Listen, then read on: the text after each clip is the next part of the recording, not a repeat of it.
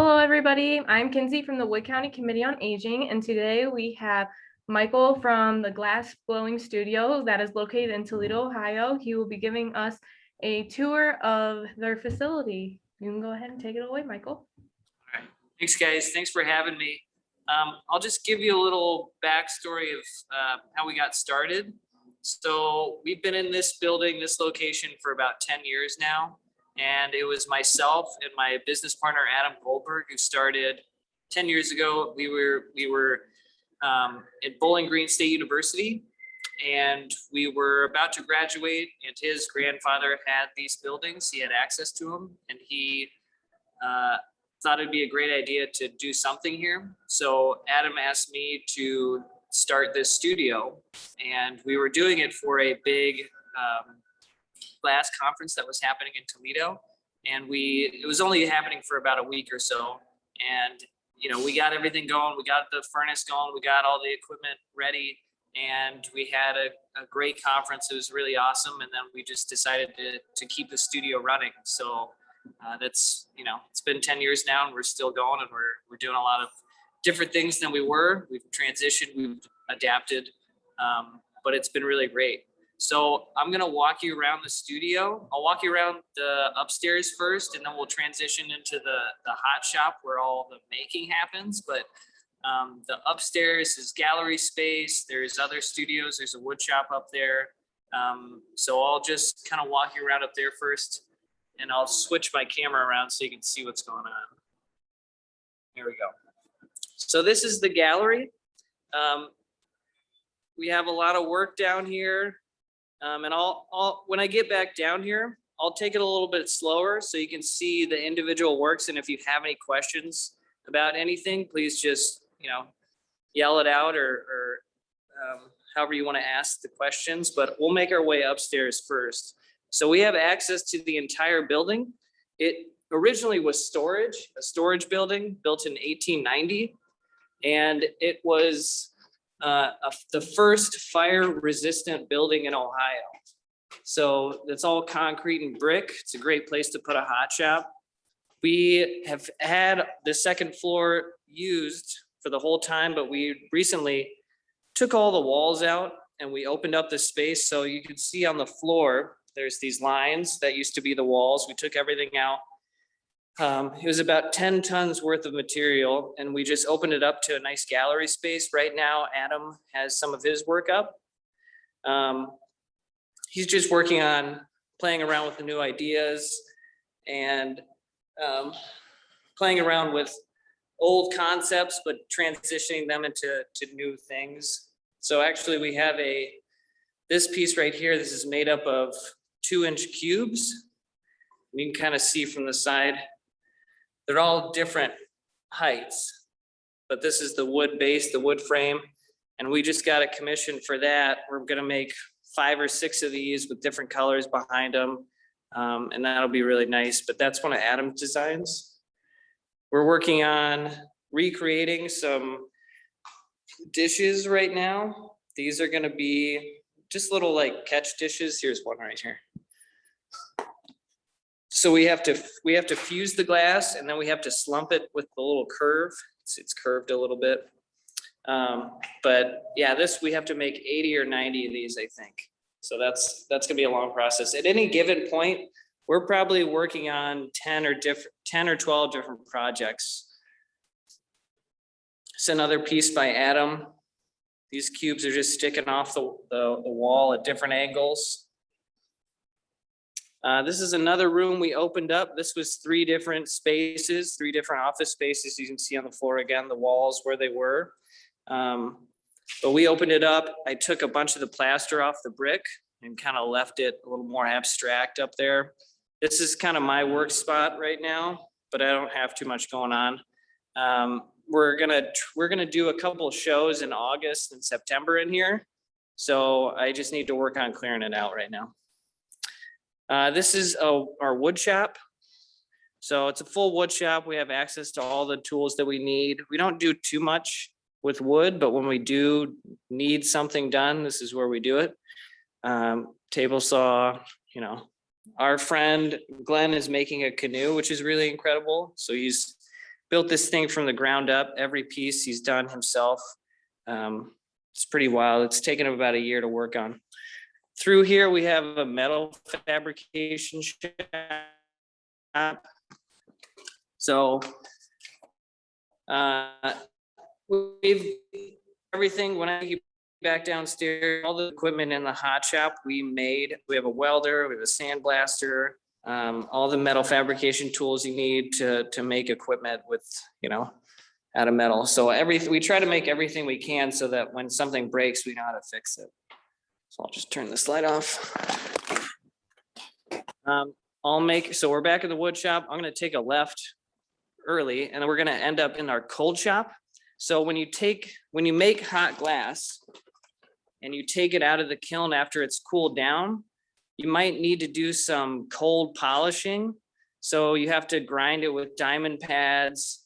You might have to cut it with a diamond saw, and then you have to polish it. So we have our saw over here, and I can show you a couple things that we've used on that. And then we have our polishing pad. So you go through different grits, and you usually start at like, it's called 220 or 100 diamond, and then you move up the grits. So we have a, you know, black pad that's 100 pad, and then 220, 400, 600, and then this is called pumice. And it just really shines up the glass. But one of the projects we did with this was this lipstick piece. Looks like a big lipstick, but it's an award. And you can see that top edge right here. This is what we used. We used the saw to make that nice sharp cut, and then we used the pads to polish that. So you really have to be able to know how to do all aspects of glass in order to make what you're thinking and what you need to make. We do these every year. We made 9 of them this year, but we do them every year. So they order 9 or 10 every year. Another thing we use the saw and the polishing pad on are these decanters. So these were just gluing, but you can see that top edge again. It's got a nice sharp cut, and then it's nice and polished on the very end. And then we glue these gold balls onto them, and then they wobble. So it's for aeration on the wine, but then they can wobble. It's kind of like, you know, playing with your food. It's kind of a fun thing to have on the table while you're drinking. Back here, we have renter spaces, and this is Bill's studio, Bill Foraker.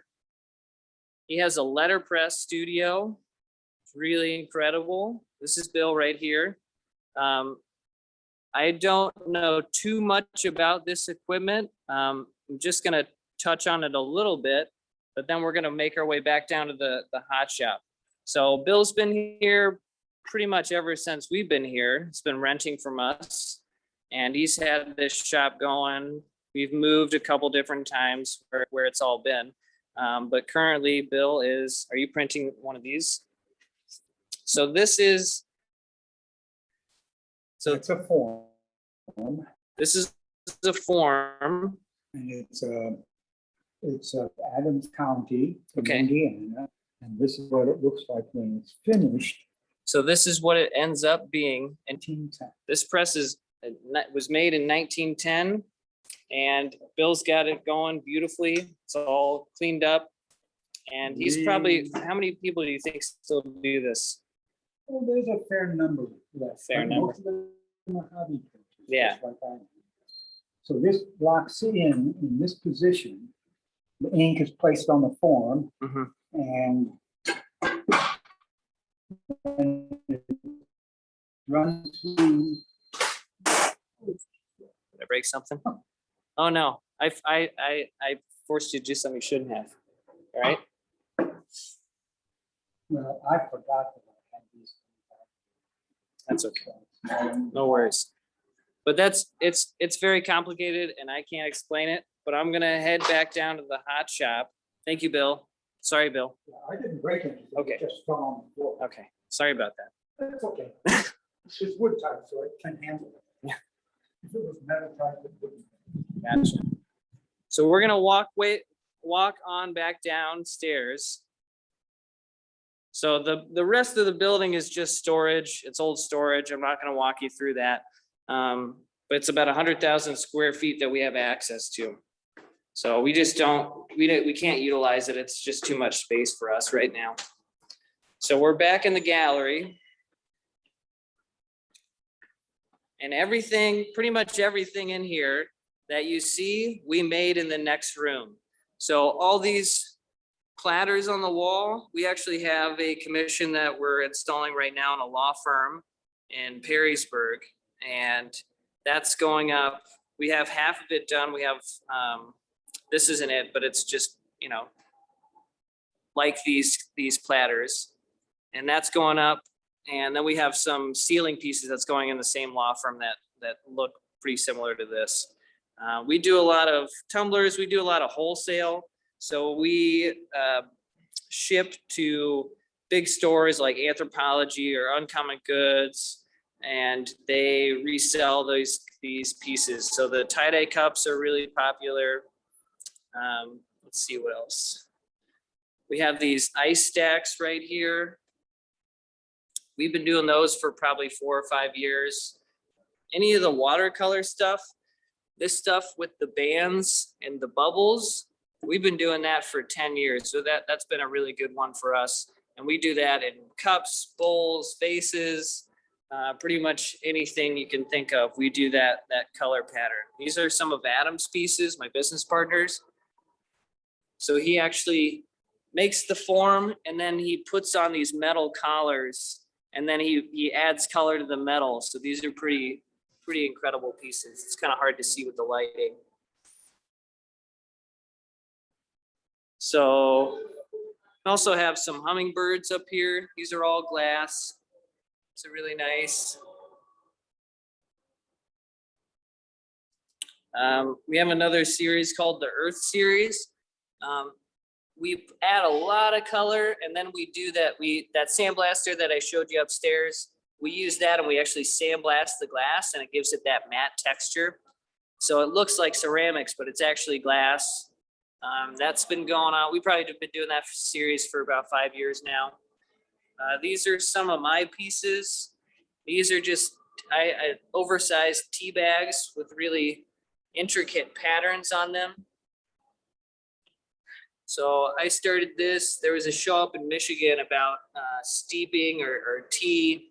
So I got inspired to make these larger tea bags just for fun. And I kept making them. Bunch of ornaments, Christmas ornaments, pictures. We make a lot of functional work. We also make a lot of sculptural stuff. So yeah, pretty much these are actually from one of our new guys, Jake. We hired him on about 6 months ago. And we give our 2 assistants, we have 2 assistants here, and we give them time on Sundays to make their own work. So whatever they want to put in the gallery, we display it for them and we sell it for them. But this is Jake's work. It's really nice, intricate lines. Kind of almost looks like marble. Again, that watercolor series, the bases, we do these 6-inch bases, and then we do the larger 12-inch, and then the really big 16-inch. So the 16-inch takes a lot of effort in the hot shop. We don't make those very often, but we still do have them for order. These pictures and cup set are actually by our former instructor and teacher down at Bowling Green, Joel Odoricio. He's a really great guy. He actually ran for, I think he might be running for city council down there, but he's a really great guy. He actually had a studio in New York for a long time, and then he transitioned with his family to Bowling Green for a job. But he's been a great help and a great resource for the whole time we've been open. And then, you know, little smaller things. Here's that decanter that I was telling you about. There's some cups that match that set, but this decanter, so you can kind of roll it around. It's just kind of fun to play with as you're drinking. Let it set back. Adam has been doing these. These are oil and vinegar bottles. So they have the O on them for oil. And then the taller bottles have the V on them for vinegar. Those have been really nice. And then we also do workshops in here. We do them on Wednesday through Saturdays, and people can come in and they make we make work for them, and then they each get to make some small workshop items. But in a second, I'll take you into the shop. So I'm gonna stand out here for just one more second because it's really loud in there. I'm gonna have to start yelling a little bit. Oh, Adam's coming in. This is Adam Goldberg. That's my business partner. So just on the other side, we have AC in here. So it's about 72 degrees in the gallery. But right when I transition into the hot shop, all this equipment on keeps that ambient temperature at about 110 in the summer. So it's very, very hot. We need some kind of relief from that. So we got AC a couple years ago. But yeah, it's these guys, we're always working in hot temperatures. So we're always drinking a lot of water, a lot of Gatorade. Got the fans going, everything. But yeah, so when I get in there, I'll just be trying to yell just so you can hear me still. But if you can't, I'm really sorry. If somebody wants to let me know that they can't hear me, I'll step back outside here and I'll just kind of dictate what they're doing. Okay.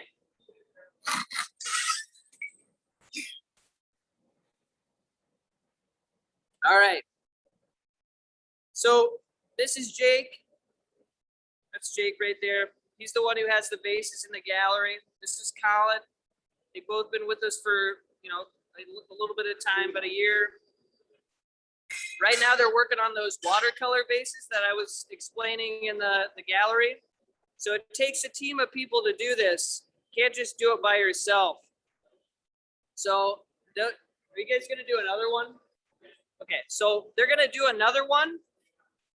After this, I'm gonna explain through the whole process how these vases get created. But I'll kind of talk you through as they're finishing this one, what all the equipment is. So this is our furnace. This holds all of our hot glass. This is sitting at 2,150 degrees, very hot. This is just, I'll open the door. Can't really see much through the camera lens, but there's 400 pounds of molten glass inside there. Okay. This reheating chamber right here is also sitting at 2,150 degrees, very hot. There's no glass in this, so we can turn this piece of equipment off and on at night. This furnace stays on 24/7, 365. So we've never turned this off. We turned it off, when the shutdown happened, but before that, it'd been on for 5 years. So it's an electric furnace. Pulls a lot of power, but it's really efficient. So once it's up to that 2,000 degree mark, it only uses about 10% of its output to keep it at that high temperature. We have a pipe warmer right here. So the glass doesn't like to stick to hot glass doesn't like to stick to cold metal. So we have to just preheat this. This is basically just like a grill, and it's just heating up the very tips of the pipes. So they're a little bit hot, so the glass will stick. When they finish this piece, they're gonna put it in this is a kiln right here, and this is a kiln or a annealer. So this is gonna slowly cool down the glass in order for it to not break and stress out. So all of the glass has a lot of stress in it after we finish forming it. So it has to cool down really properly. Can you turn the music off? Hey, Adam, you might turn the music off. Sorry. So this is our larger kiln. It's actually off right now. I'll just show you inside. So it's just a rack with metal. And we fit all the pieces in there when we make them in the day. And all the doors close up. And then it slowly drops down to room temperature. So this process, depending on the type of glass and the thickness, could take up to 16 to 20 hours. So that's generally our range of annealing time. So this is one of those vases. Again, they're gonna start another one, but I'll just show you, that's the finished vase right there.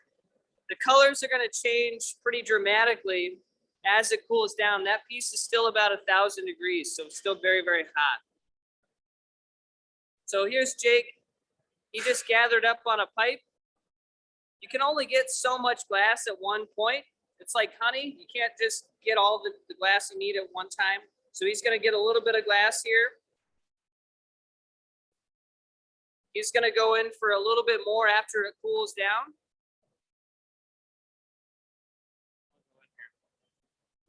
So he's just turning the pipe, rolling that glass up, and now he's got a larger mass. So once he starts adding glass to the pipe, he can never stop turning. His hands are always going to be turning the entire time. This is just a pipe cooler. So when you go inside the furnace, the more you stick the pipe in, the hotter it's going to get. So we're just going to cool down the pipe so we can work with it. But we can't use gloves in our process because then you don't have any feel for the pipe and you don't know what's going on. So Jake's gonna use what's called a block here. It's just a wooden block. It's gonna really shape up the glass. This is still a solid mass. Doesn't have a bubble in it yet. And he's gonna make it really nice and even before he starts the bubble so that the bubble is really nice and even. So he's gonna take a heat inside the reheating chamber. Again, always turning. Nice and even. When he comes out, you'll see it kind of looks like a Q-tip shape on the end of the pipe. So he'll probably block it one more time and then he'll start the bubble. Colin, in the meantime, is starting one of the wraps. And I'll get a picture of that in a second. But again, Jake's gonna use the block, really even out that shape. And then the way he's gonna start the bubble is he's gonna trap a little bit of air inside the pipe. And it's gonna push its way out into the hot glass. It might be kind of hard to see. Oh, there it is. Perfect. And the bubble has started. So that orangey color is just the temperature you're seeing. It doesn't, this is clear glass we're working with, okay? Keep that in mind. All this glass that looks bright orange is actually clear. So Colin over here, are you gonna add more color? No, okay, we'll do it on the next one.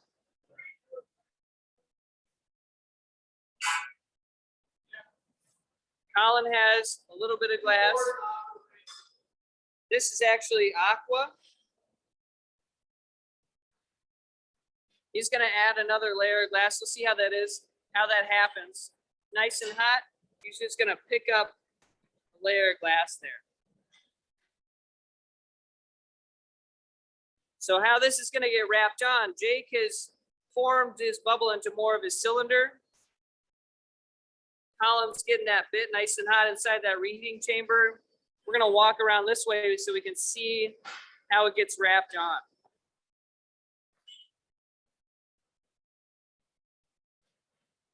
So this is actually what Jake is using right now is actually newspaper that we folded up and then we soaked in water. So you can actually, this is the closest you can get to actually touching the glass. So Colin's gonna come over. Jake's gonna just wrap that around nice and even. So they got a nice band on there. Nice. And then we'll do that one more time so it has two bands of color. This color is a nice aqua blue, and the next one is a purple. So again, it doesn't look like that right now because of the temperature. And we're just kind of waiting on Colin to get that bit. So we don't want to let this get too cold. So while Colin is getting the bit, Jake is going to be doing what's called flashing. He's just going to stick the pipe inside the reheating chamber for maybe 5 or 10 seconds just to keep it happy. But if it gets below that 1,000-degree mark, it could break and crack. So it's very temperamental once it gets down to that lower temperature. And Colin is just adding those layers of color. He's gonna get 3 or 4 layers of purple, so it's nice and dense.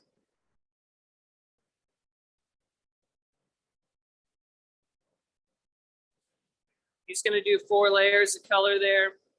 And then Jake is gonna take on that wrap the same way. And maybe I'll stand down here so you can see it. Sorry, I'm in your way.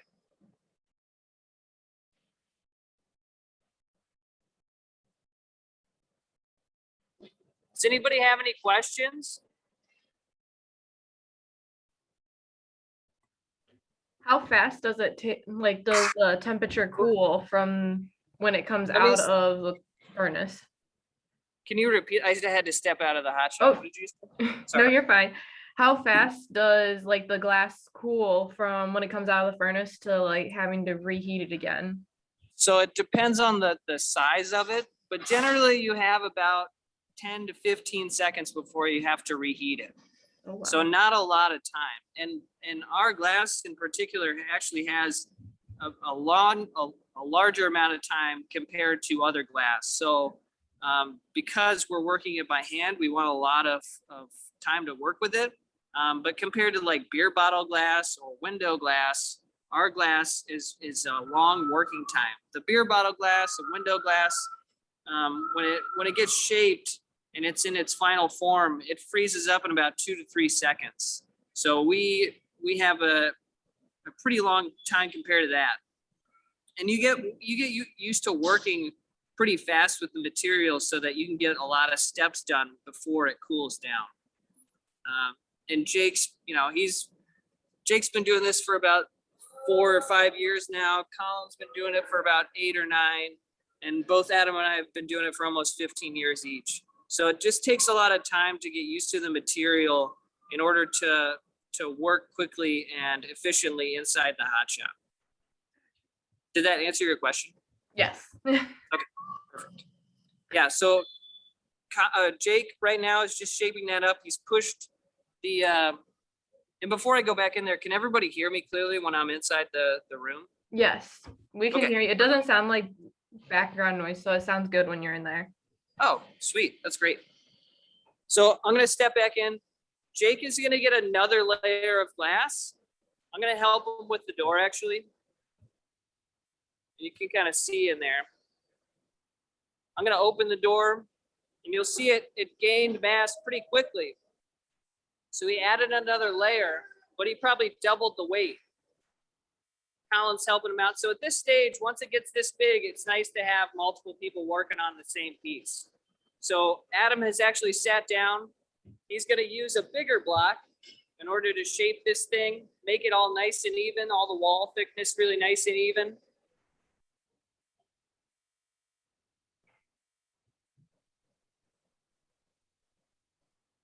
And we're gonna take a heat before we start to inflate it.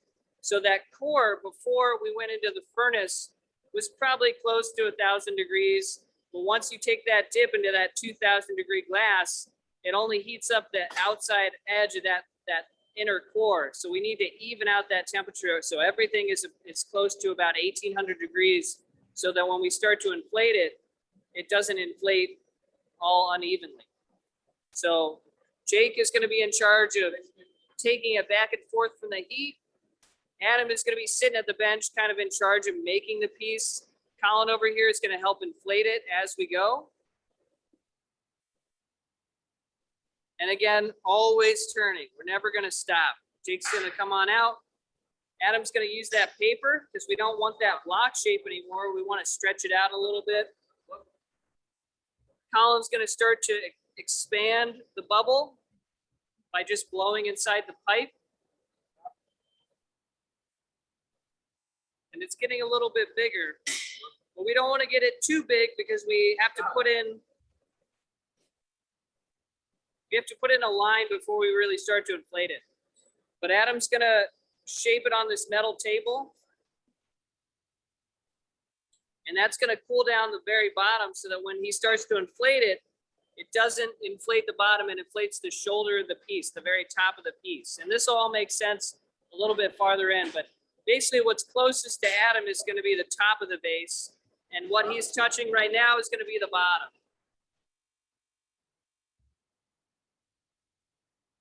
So Jake is going to take another heat.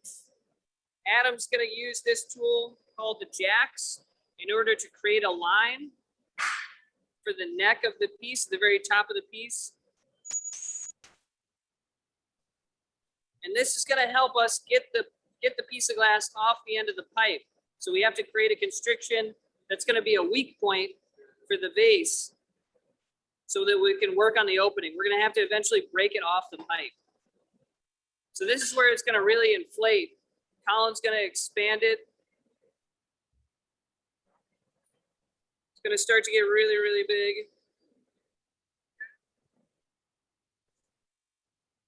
Perfect. So now we have this oval sphere shape. This is a nice shape to start making pretty much any form that we need to. So Adam's going to get it nice and hot, and he's actually going to let gravity stretch this piece out. So you'll see him swinging it. I'll stand over here. So you'll see it. He's going to get it really nice and hot. So it's really easy to stretch this out into that taller form. We're looking to get about 12 inches. You can really start to see that changing shape quite rapidly.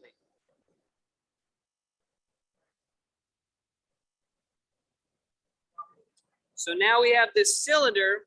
Adam's going to use the quartz and flatten it on two sides. And that's going to make closer to the final form that we're looking for. So again, this is about 1800 degrees. It's very close. These are just cork paddles right here. And that allows us to change the shape rapidly without cooling it down too much. If we cool it down too rapidly, it could crack the vase. So now we're really just worried about the bottom. So Jake is going to heat the very bottom. He's doing what's called a spot heat. The whole vase is not inside, just the very bottom. And that bottom is going to get hot. And then Adam is going to use this paddle to shape the bottom. So we need to make sure it stands straight on a table.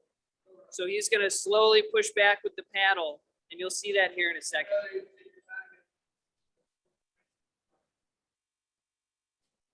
So when we're almost done with the bottom, Colin here is going to start what's called a punty. It's just a transitional piece. Basically, it's going to be a little bit of glass on the end of the metal rod. And he's going to stick it onto the bottom of the piece, and then we're going to break it off the end of the pipe. So Adam, just flatten that out.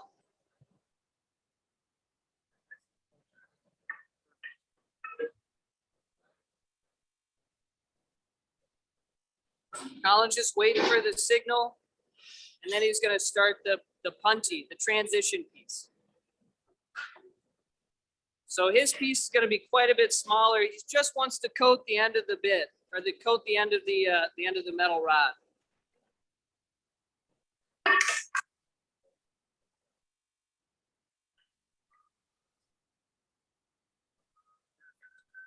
So you're shaping it. Every punty has to be specific to the piece that it's going on to. So we don't want this too big. We don't want it too small. If it's too hot, then it's going to fuse to the bottom of the vase and we won't be able to get it off. If it's too cold, it won't stick at all. So it's got to be just right. So this is the point where Adam's going to stick it on to the bottom. We got a little bit of time to make sure it lines up. We want to make sure it's nice and even. Adam's going to add a little bit of water onto that line that he made with the jacks. A little bit of water and then a little vibration makes it pop off. It's a controlled break.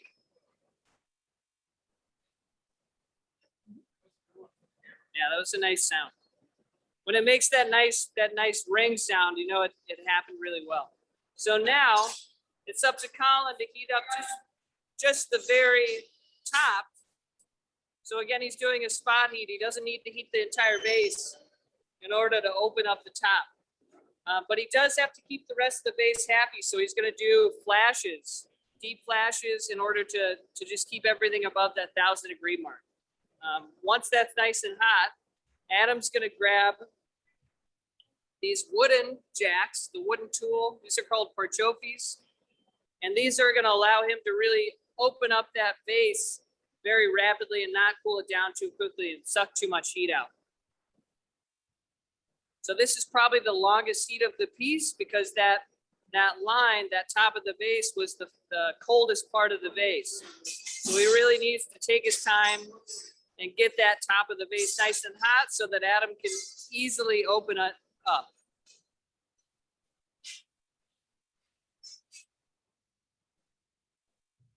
And it's starting to move a little bit. That's kind of his indicator that we're getting close to him able to be able to come out and allow Adam to shape it. So because of its longer shape, it's easier for Adam to stand outside of the bench and for Colin to stand inside so that we're working together. It really is about teamwork and working together to make the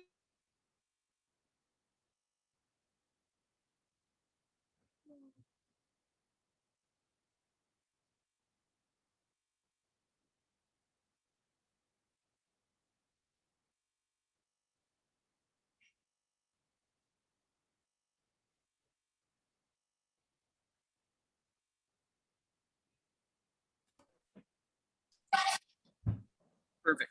So we missed the knockoff. I might be able to catch it real quick. They just broke off the piece. We broke it off. They're gonna torch the bottom to clean it up. And then we actually have a stamp here that has our name on it, right there. So that we know, or everybody knows that we made it here. Perfect. And then Adam is suited up. He's got the gloves on, the helmet, and he's gonna put it inside that kiln. Again, that kiln, or the annealer is sitting at 900 degrees. It's a nice stable temperature for our glass so that it'll slowly cool down to room temperature. So I'm gonna step outside of the room because my phone's gonna be too hot. But basically what's gonna happen is they're gonna start again right away. Usually I'm in there with them. So we would have the next one probably halfway done already. So it's just a conveyor belt. We're always moving. We're always working together. But yeah, there's 2 reheating chambers. There's usually 4 of us in there so that when we're finishing the first one, the next one is getting in the hands of the next team so that, yeah, it's always moving. So we can probably make, if we're having a good day, we could probably make 15 or 20 of these vases. But it just really depends on what the actual piece is. Like the tie-dye cups over here, these tie-dye cups, if we're having a really good day, we could probably make 70 or 80 of these. So just to give you an idea of how many or how much effort it takes. So in comparison to like Libby glass or beer bottle glass or things like that, those factories are making, like the one in Toledo, they're making 250,000 pieces every day. And that's getting packed up, that's getting shipped. Their furnaces are as big as our entire room. So this would be full of hot glass. And it, 100,000 pounds of hot glass that's always being continuously used and melted. But they can't do like the custom pieces that we can make. They can't really just add color if they want to. It's a huge process for them to change the line and change what they're working on. So we have the ability to be a little more flexible and transition into, a new line right away. Some of the other things that we do are, we have a couple photos of them. We do large scale public art. We've done a work at the zoo. Here's a picture of it. It's a map of the oceans. It's 38 feet long. It's 9 feet tall. It consists of about 1,500 hand cast glass tiles that are 6 by 6 inches wide. We did a piece at ProMedica Hospital. This is another one at ProMedica. This is in the radiology wing. We've done up in the corner, there's a piece for the Renaissance Hotel that got redone a couple of years ago. And this piece down here is at Jackson College up in Michigan. So we're always trying new things. We're not just relying on one source of income. And the larger pieces are when Adam and I like to focus on as much as we can so that we feel we can be a little more creative when we're working on the bigger things. This piece actually right here, this is going to be a sundial. This is a prototype for a sundial that's going to go down in Bowling Green. So this one is maybe 1.5 feet on its longest edge right here. The actual piece, when it gets installed, is going to be 12 feet long on that top edge. It's going to be installed in a park down at Bowling Green. So it's going to be really, really fun. We'll probably install that next summer, but we're working on the details right now. So does anybody have any questions for me after we've gone through that? Pretty much, they're just going to keep working in the hot shop, making those vases. I can keep you on right here, but I don't want to step back in there because I don't want my phone to heat up again and shut off. So if I can answer any questions anybody has. I don't think I have it. That's amazing artwork. Wow. That definitely seems like a process, and you have it down to a science. It seems like it's amazing. Very amazing. Thank you. I don't think I have any questions. I don't know, Pat, if you have any questions at the moment. But It was a lot of information. I was throwing a lot at you, so. no, but that's okay. It was very interesting. I enjoyed this a whole lot. It was amazing. Cool. Well, if you ever have any like follow-up questions, if anybody watches the video and wants to reach out, they're more than welcome to. Happy to answer any questions through email or if you want to call. So however you'd like to do it. Yeah, no, we can definitely do that. Sounds great. Well, I Cool. just want to thank you for allowing us to do the Zoom and taking us through a tour of your building and watching one of the pieces get made.